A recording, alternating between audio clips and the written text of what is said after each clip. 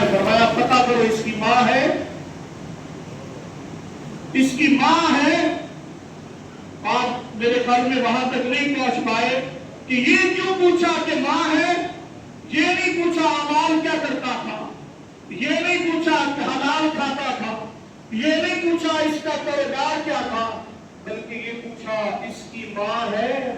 میرے نبی نے بتا دیا لوگوں جس پہ ماں ناراض ہو اس کو موت آسانی سے نہیں آتی، اس کا خاتمہ ایمان پہ نہیں ہوتا۔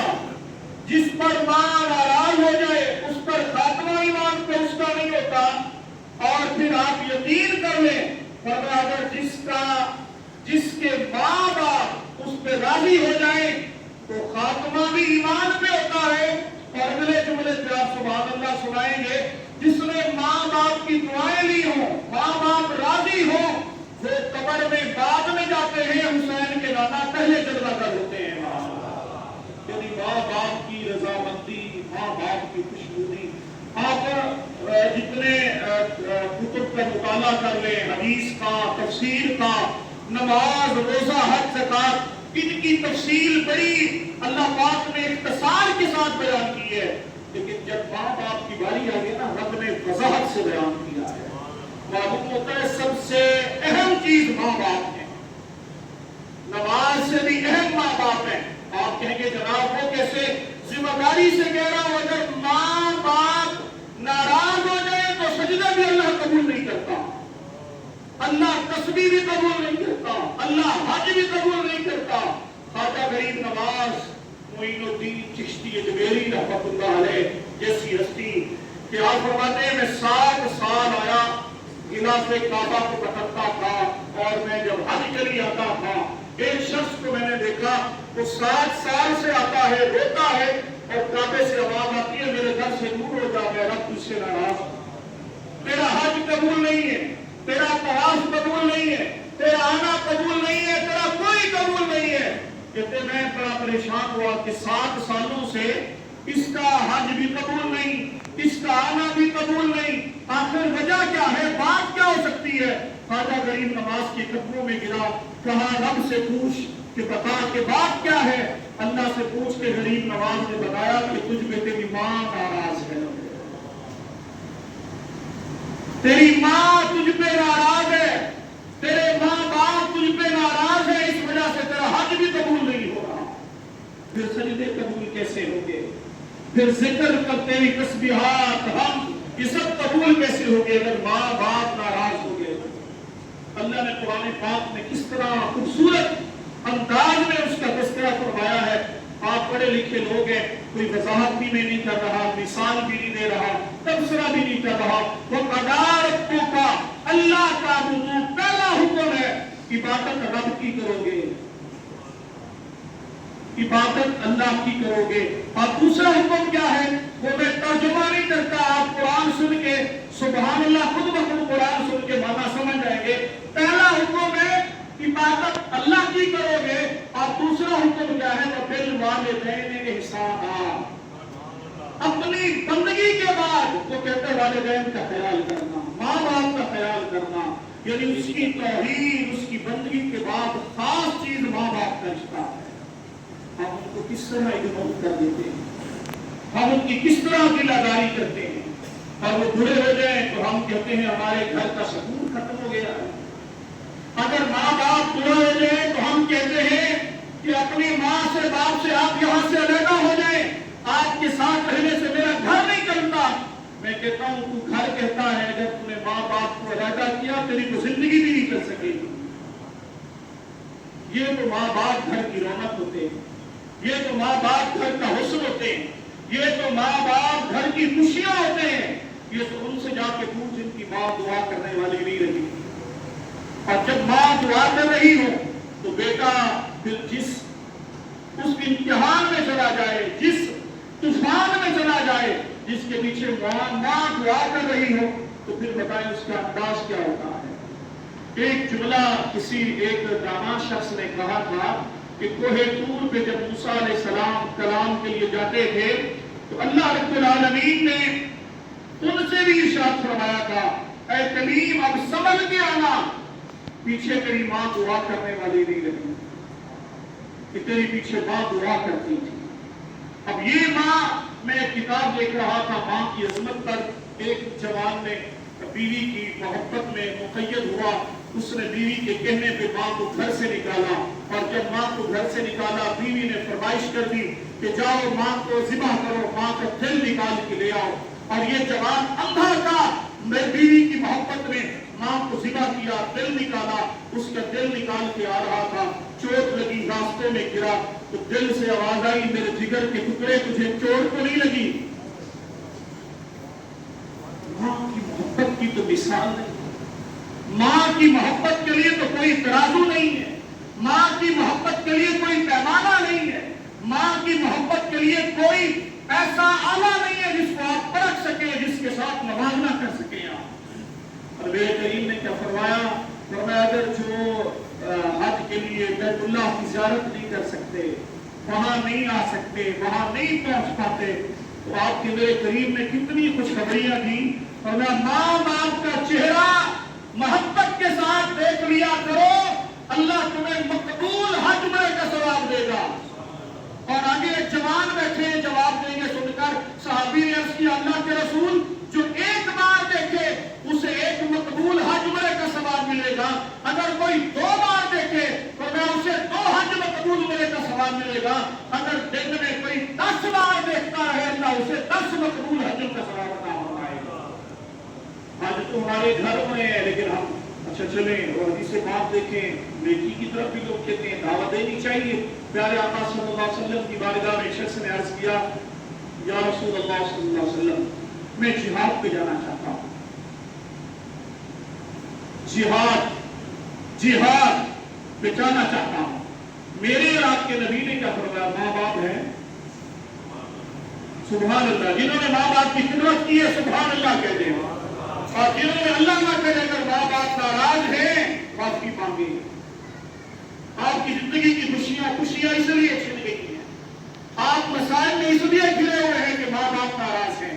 اور ابو داؤد شریف کی حدیث مبارکہ ہے، اگر ماں باپ دنیا سے چلے گئے ہیں، دل میں خلش ہے کہ یار میں خدمت نہیں کر سکا، پتہ نہیں وہ رنجیدہ نہ ہوں، میرے ساتھ کوئی کہیں کمی بیشی نہ رہ گئی ہو. امام ابو داؤد نے حدیث پاک نقل کی ہے، فرمایا قبرستان چلا جا اور ان کی قبر پہ کھڑے ہو کے ان کے لیے دعائیں مغفرت کر. اور اللہ کے نبی نے فرمایا تیرے ہاتھ جو تو نے دعا کے لیے اٹھائے ہیں وہ بعد میں نیچے آئیں گے، اللہ تجھے بھی بخش دے گا، اللہ انہیں بھی بخش دے گا. اور حضرات پوچھتے ہیں اللہ کے نبی جہاد پہ جانا چاہتا ہوں. میرے باپ میرے کریم نے کیا فرمایا؟ ماں باپ ہیں، ذرا اس کو دیکھیں نا، ذرا موازنہ کر کے دیکھیں. وہ جہاد کی بات کرتے ہیں، میں جہاد پہ جانا چاہتا ہوں. اللہ کے نبی فرماتے ہیں ماں باپ ہیں. اس نے اس کے حضور ماں باپ کو ہیں اور میں ان کی خدمت کرتے رہا. جہاد یہی ہے،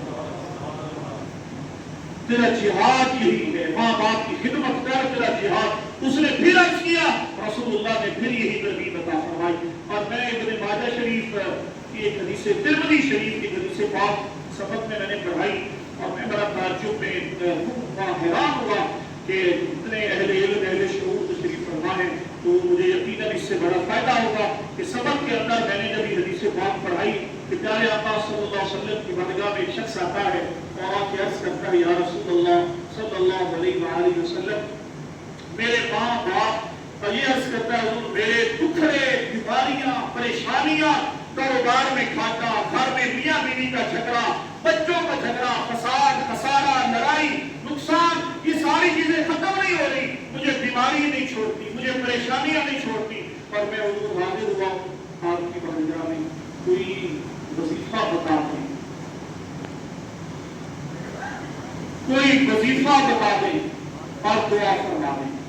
اچھا آپ سارے حضور کے غلام بیٹھے ہیں، اگر حضور دعا کے لیے ہاتھ اٹھا دیتے اے بھائی تو دکھڑے ٹل جاتے نا، مصیبتیں ساری ختم ہو جاتی. لیکن اگلے جملے میں آپ نے سر اٹھا کر اظہار محبت کرنا ہے کہ میرے کریم نے فرمایا وظیفہ پوچھنے آیا ہے، دعا کے لیے آیا ہے، یہ بتا میرے ماں باپ ہیں.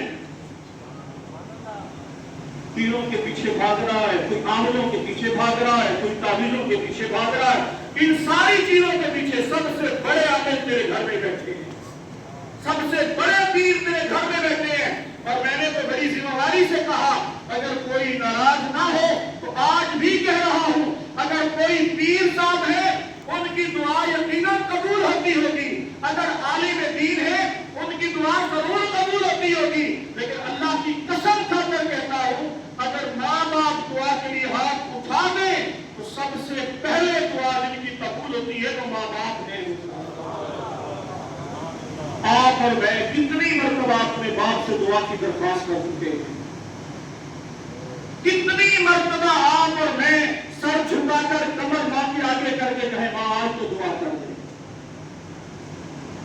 لیکن ابھی میں کہہ دوں کہ فلاں جگہ پر ایک بندہ بیٹھا ہے بس وہ دعا کرتا ہے تو اس کی دعا ایسی ہے کہ جو بندہ دعا کروائے کامیاب، جو بندہ دعا کرائے کامیاب۔ آپ سارے ایڈریس پوچھیں گے مفتی صاحب بتائیں جانا کہاں ہے، تو میں آپ کو ایک ہی ایڈریس بتاؤں گا، گھر میں ماں زندہ ہے تو سیدھا ماں کے قدموں میں جاؤ گا۔ یہ سب سے بڑے پیر ہیں جن کی دعا اللہ رد نہیں فرماتا۔ اب آگے دیکھیں ترمذی شریف کی حدیث مبارکہ، اور پیارے آقا صلی اللہ علیہ وآلہ وسلم نے ارشاد فرمایا کہ ماں باپ ہیں۔ اگلے جملے کو استقبال تو چاہیے نا آپ کا کہ رسول اللہ صلی اللہ علیہ وسلم نے جب فرمایا اس نے عرض کیا حضور میرے ماں باپ تو ہیں، تو میں پھر یہاں کیسے آئے ہو؟ گھر میں ماں باپ ہیں، تم یہاں وظیفے دعا کے لیے آئے ہو، ورنہ وہاں جاؤ۔ خوبصورت جملہ آپ کی نظر کر رہا ہوں، پیارے آقا صلی اللہ علیہ وسلم نے فرمایا گھر میں جاؤ، ماں باپ سے ملو اور ان کو آمادہ کرو، تیار کرو خدمت کے ذریعے، محبت کے ذریعے کہ وہ تمہارے لیے ہاتھ اٹھائیں دعا کے لیے۔ اللہ کے نبی ہاتھ اٹھانے سے کیا ہوگا؟ فرمایا اگر تیرے ماں باپ کے ہاتھ دعا کے لیے اٹھ گئے، ان کی دعا ایسے قبول ہوتی ہے جیسے مجھ محمد کی دعا امت کے حق میں قبول ہوتی ہے۔ اب بتائیے اور کیا چاہتے ہیں آپ جناب؟ امت آقا کریم کی دعا کیسے قبول ہوتی ہے؟ اعلیٰ حضرت امام احمد رضا خان علیہ رحمہ آپ فرماتے ہیں پیارے مصطفیٰ صلی اللہ علیہ وآلہ وسلم کی جو دعا ہے ابھی وہ لبوں سے ادا ہی نہیں ہوتی، اللہ قبول پہلے فرما لیتا ہے۔ تو پھر آپ بتاتا فرمائے ماں باپ کی ہوئی نہیں، ماں باپ مرنے کے بعد احساس ہوتا ہے کہ یار آج میں تنہا ہوا، آج میرے سر سے سایہ جس ہستی کا اٹھ گیا ہے میرے لیے دعا کون کرے گا؟ آج میرا چہرہ کون تکے گا؟ آج میرا چہرہ ہر شخص جسم صحت سب دیکھتے ہیں، مال کی طرف سب دیکھتے ہیں، جیب کی طرف سب دیکھتے ہیں، لیکن ماں سب سے پہلے چہرہ دیکھتی ہے۔ بیٹا خیر ہے تیرے چہرے پہ مٹی کیوں گیا؟ بیٹا تیرا چہرہ اترا ہوا کیوں ہے؟ آج تو بیٹا مرجھایا ہوا کیوں ہے؟ اور ماں سب سے پہلا سوال کرتی ہے بیٹا آج دیر سے کیوں آیا ہے؟ تیرا کھانا کھٹا ہو گیا، تیرا چہرہ مرجھایا ہوا ہے، تیرے چہرے پہ رونق نہیں ہے۔ یہ سوالات کوئی نہیں پوچھتا سوائے ایک ماں کے، جو ماں بیٹھی ہوتی ہے اور آپ رات کے 12 بجے آئیں، آپ 1 بجے آئیں، وہ بیٹا جس کے لیے آپ نے سارے رشتے ٹکرا دیے ہیں، وہ بیوی جس میں آپ اپنے ماں باپ کو اگنور کر دیتے ہیں، رات کو جب تاریخ آئیں گے دروازہ بیل بجائیں گے سب سے پہلے دروازے پہ ماں کھڑی ہوتی ہے۔ اگر ماں چل نہیں سکتی بڑھاپے میں ہے تو سب سے پہلے جگائے گی میرا بیٹا آیا ہے، بیل بجی ہے دروازہ کھٹکا ہے یقیناً میرا بیٹا آیا ہوگا۔ یہ ہے ماں جن کے ہم اتنے عظیم رشتوں کو کیسے نظر کر رہے ہیں، کس طرح کر رہے ہوتے ہیں۔ ابھی دیکھیں چھوٹا بھائی ہے رانا پرویز اقبال، ان کی والدہ میری بھی والدہ خالد بھائی کے ساتھ جب بھی ان کو حکم دیتی تھی کہ جاؤ مل کے آؤ کہ تمہارے بھائی کے دوست ہیں مفتی صاحب سے مل کے آؤ، کبھی کبھی مجھے نذرانہ بھیج دیتی تھی، کبھی ان کے ذریعے پرویز کے ذریعے کبھی 1000 روپیہ بھیج رہی ہے، کبھی 500 یہ کہتے آج اماں نے آپ کے لیے بھیجی۔ تو یہ دیکھیں ایک مرتبہ میں ان کے گھر گیا تھا، کل ساجد بھائی کی طبیعت خراب تھی، میں نے ماں کہا تھا ایک مرتبہ، اور جب میں نے ماں کہا تھا ایک مرتبہ کہنے کی محبت کا صلہ وہ آج تک ملتا رہا کہ جاؤ مل کے آؤ تمہارے بھائی کے دوست۔ تو آپ بتائیں کہ ماں کا عمل کیا ہے؟ میں کہتا ہوں دنیا میں کوئی ترازو ایسا نہیں ہے، کوئی پیمانہ ایسا نہیں ہے جو ماں کی محبت کو سنبھال سکے۔ حضرات قرآن کی اتنی خوبصورت تفسیر ہے، فرمایا پہلے نمبر پہ اللہ کی عبادت کرو، دوسرے نمبر پہ ہے بالوالدین احسان، والدین کے ساتھ احسان کرو۔ والدین کے ساتھ قرآن نے آگے کتنا خوبصورت بیان کیا ہے، اما یبلغن عندک الکبر احدہما، جب تیرے ماں باپ بوڑھے ہو جائیں، جب تیرے ماں باپ بوڑھے ہو جائیں، اور ماں باپ کا بڑھاپا اگر کسی نے دیکھا ہے تو تصور میں جائیں، میں دیکھ رہا ہوں کئی دوستوں کی آنکھوں میں آنسو ہیں، یہ ماں باپ کی محبت کی دلیل ہے، ماں سے پیار کی دلیل ہے، اور یہ جب آپ ماں باپ کے بڑھاپے کا تصور کرتے ہیں اور اگر آپ ماں باپ آپ کو بلائے آپ مڑ کر بھی نہ دیکھیں، آپ جواب بھی تلخ لہجے میں دیں، آپ اپنے ماں باپ سے جس طرح بھی آپ کے معاملات ہوں، لیکن اگر بڑے ماں باپ آئیں آپ کھڑے ہو کر استقبال کریں، إِنَّكَ الْكِبَرَ أَحَدُهُمَا أَوْ كِلَاهُمَا فَلَا تَقُل لَّهُمَا أُفٍّ وَلَا تَنْهَرْهُمَا، اور میں یہ تو ایسے ان کو کبھی اف بھی نہیں کہنا، ان کو کبھی اف بھی نہیں کہنا، بلکہ اللہ نے تو قرآن پاک میں یہ بھی ارشاد فرمایا اف بھی نہیں کہنا، اور ساتھ ہی اللہ رب العالمین نے یہ بھی ارشاد فرما دیا کہ ان کے ساتھ جب بھی بات کرنا ماں باپ سے، بوڑھے ماں باپ سے، جوان ماں باپ سے جب بھی بات کرنا تو اللہ پاک نے ارشاد فرمایا وَقُلْ لَهُمَا قَوْلًا كَرِيمًا، لہجہ بھی نرم رکھنا، آواز بھی محبت سے نرم رکھنا، تیری آنکھیں بھی جھکی ہونی چاہیے، تیرا سر بھی جھکا ہوا ہو، لہجہ بھی نرم ہو، تیرا لہجہ نرم ہو، سر جھکا ہوا ہو، اونچی آواز میں بھی بات نہ کرنا۔ آپ بتائیں جو رب اونچی آواز میں ماں باپ سے بات نہیں کرنے دیتا، جو رب اونچی آواز میں ماں باپ سے بات نہیں کرنے دیتا، تو وہ کتنے بدبخت ہیں جو ماں باپ پہ ہاتھ اٹھاتے ہیں، تو کتنے بدبخت ہیں جو ماں باپ کو گھر سے نکال دیتے ہیں۔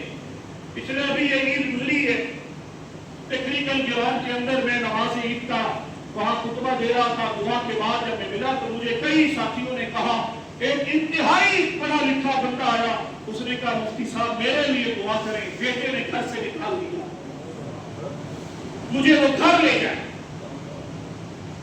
میں کہا میں نوکری کرتا تھا، جاب کرتا تھا، پینشن آتی ہے، وہ کہتے ہیں ساری پینشن مجھے تو اس وجہ سے مجھے گھر سے نکال دیا ہے۔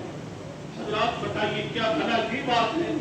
یہ ہستیاں گھر سے نکالنے کی ہیں، یہ ہستیاں گھر سے نکال کر دھکا دینے کی ہیں، ان ہستیوں کو بیت کریں گے جن کے بارے میں اللہ فرماتا ہے وَقُلْ لَهُمَا قَوْلًا كَرِيمًا، قَوْلًا كَرِيمًا، اور میں وَخْفِضْ لَهُمَا جَنَاحَ الذُّلِّ مِنَ الرَّحْمَةِ، جب ان کے سامنے آیا کر تو نرم بازو چھپا کے رکھا، طاقت زور نہ دکھائے کر، اپنے آپ کی پاور، اپنی پاور، اپنا شباب نہ دکھایا کر، ان کے آگے جھک کے رہا، اور جب تو ان کے آگے جھک کے رہے گا، علامہ مفتی احمد یار خان نعیمی علیہ رحمہ فرماتے ہیں جب تو ان کے آگے جھک کر بھی رہے گا، بات بھی نرم لہجے میں کرے گا، اونچا نہیں بولے گا، فرمایا تیرے ماں باپ پھر بوڑھے نہیں ہوں گے، جوان رہیں گے، ان کو بیماریاں نہیں جکڑ لیں گی، اللہ ان کو صحت سے رکھے گا۔ وَقُلْ رَبِّ ارْحَمْهُمَا وَقُلْ رَبِّ ارْحَمْهُمَا كَمَا رَبَّيَانِي صَغِيرًا، اور میں ایک کام اور بھی کرنا ہے، ان کے لیے دعا بھی کرنی ہے، ان کے لیے دعا بھی کرنی ہے، کما ربیانی صغیرا، ایسے کہنا مولا انہوں نے جیسے مجھے بچپن میں پالا تھا، انہوں نے دعائیں مانگ مانگ کر مجھے پالا تھا، دعائیں مانگ مانگ کر مجھے جوان کیا تھا، اگر آج وہی بیٹا ماں باپ کو کندھا بھی نہ دے، آج وہی بیٹا ماں باپ کے لیے دعا بھی نہ کر سکے، آج وہی بیٹا ماں باپ کی قبر پہ بھی نہ جا سکے، وہ الجھ جائے، تنازع میں آ جائے، معاملات میں الجھ جائے، تو بتائیے یہ انصاف تو نہ ہوا کہ جن کے لیے جنہوں نے بچپن میں دعائیں مانگی اور دعائیں مانگ مانگ کر تیار کیا، جوان کیا، اس طرح دعائیں مانگی رات کو جا پیارے آقا صلی اللہ علیہ وسلم نے ایک شخص کو دیکھا کہ طواف کعبہ کر رہا ہے اور اس نے دور سے ایسا محسوس ہوتا تھا جیسے اس نے کندھوں پہ کوئی بوجھ اٹھایا ہوا، ایسا فیل ہوتا۔ صحابہ کرام نے بتایا یا رسول اللہ وہ شخص ہے، اور میں دیکھو کیا کر رہا ہے، تو میں اس نے اپنے کندھوں پر بوجھ اٹھایا ہوا ہے، اور آقا کریم کو بتایا گیا کہ ایسا ایسا، رسول اللہ نے بتایا بوجھ، لیکن اس کی ماں ہے اسے طواف کروا رہا، کئی سالوں سے ماں کو طواف کروا رہا ہے، اب آپ اندازہ لگائیے گا جناب والا طواف کروانا پوچھتے یا رسول اللہ کیا اس نے ماں باپ کی خدمت کا حق ادا کر دیا؟ رسول اللہ نے فرمایا اس نے تو ماں کی ایک رات کی خدمت کا بھی حق ادا نہیں کیا۔ بیٹا ایک کرسی لے اور ملک صاحب آ رہی ہے تو پاشا بھائی سامان بھی ختم کر بھجوائے۔ تو حضرات ایک اس نے رات کا بھی حق ادا نہیں کیا، اس نے ایک رات کا حق ادا نہیں کیا، تو بتائیے ماں باپ کی تو خدمت کا حق ادا ہو نہیں سکتا۔ اس لیے تو اللہ پاک ارشاد فرماتے ہیں رب اجعلنی مقیم الصلاۃ، نماز پڑھتے رہا کر، نماز میں ماں باپ کی دعا کرتے رہا۔ تو اللہ کے مکرم اللہ پاک کی بارگاہ میں دعا کرتے ہیں اللہ پاک ہم سب کو عمل کی توفیق عطا فرمائے، اور اللہ رب العالمین ہمارے بھائی رانا جاوید اقبال، رانا محمد ساجد اقبال، رانا محمد پرویز اقبال اور ساتھ ہی ہمارے مرحوم بھائی